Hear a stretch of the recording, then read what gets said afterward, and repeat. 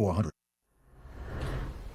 President Trump is already trying to head off the incoming Democratic majority in the House, declaring that oversight by the Democrats amounts to nothing but presidential harassment.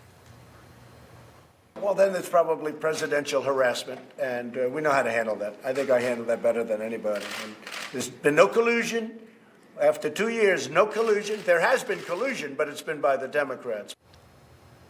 Joining me now from Memphis is Tennessee Congressman Steve Cohen, Democrat on the House Judiciary Committee. Congressman, thank you so much for joining me. First, your reaction to what you just heard from the president.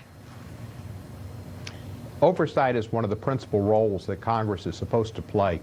And in the 115th Congress, which was an embarrassing Congress, they didn't engage in oversight. They instead were complicit with Trump and everything that he's done to violate the Constitution, whether it be emoluments, whether it be the potential of obstruction of justice, whether anything that he engaged in.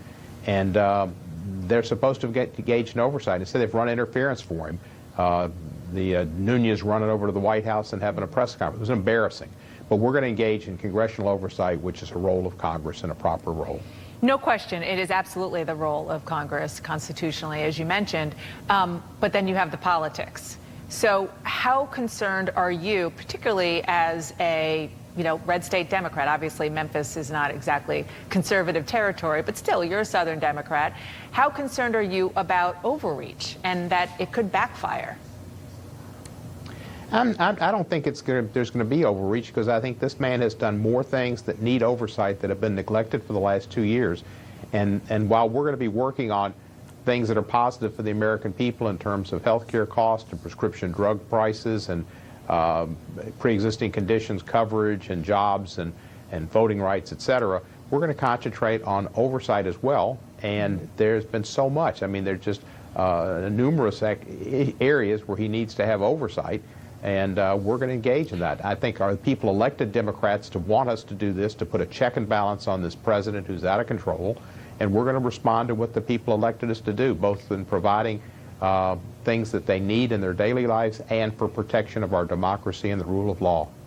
Congressman Cohen, the president spent part of his Christmas going on the attack. One of the people who were on the receiving end of that was former FBI Director James Comey. Take a listen. Everybody hated Comey. They thought he did a horrible job. The Democrats hated him. They were calling for his resignation. They were calling for his firing, including Schumer, including Nancy Pelosi, until I fired him. And once I fired him, everybody said, oh, why did you fire him? Why did you fire him? Congressman, does he have a point?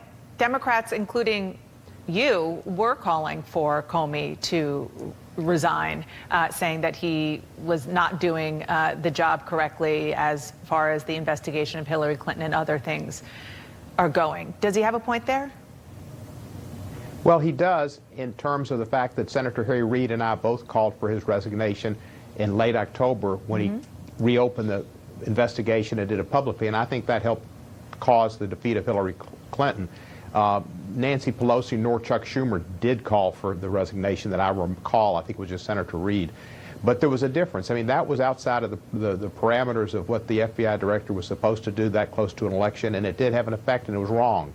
But nevertheless, after that, when the Russian investigation got going, it was clear that James Comey, who was a man of rectitude, who did that for the purpose of making it clear that there was no reason to with Loretta Lynch to back off of the investigation, that he had told Congress it was closed, and he felt it was incumbent upon him to announce to Congress when it wasn't closed that it was open.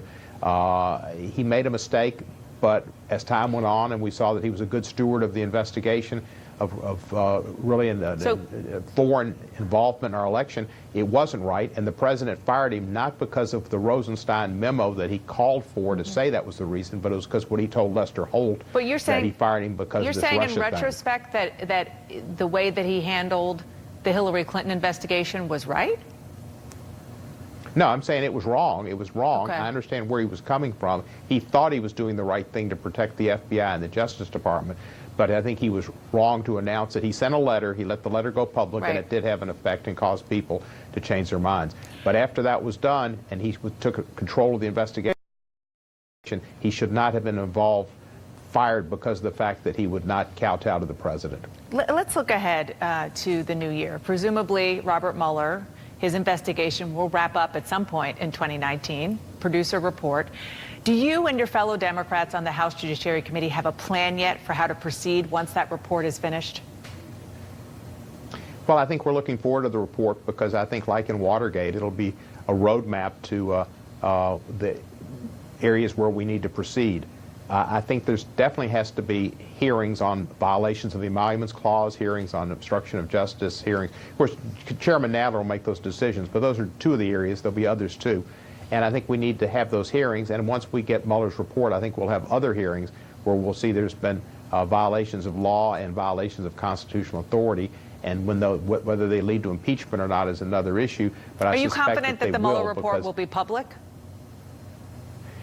I'm not confident it'll be public because I think Whitaker was put in there strictly to make it not public.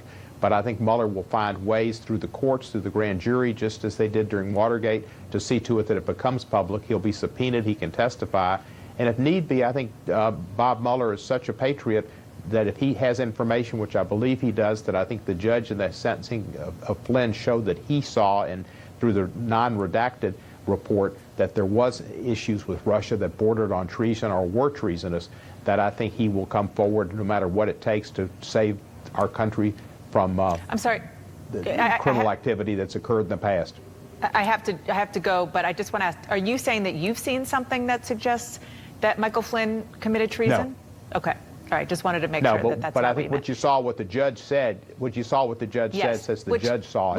Which to And be fair, he saw he something we then haven't seen. apologized. He said he went too far. But we're going to have to leave it there. We're out of time. Thank you, Congressman, so much for coming on. Happy holidays to you.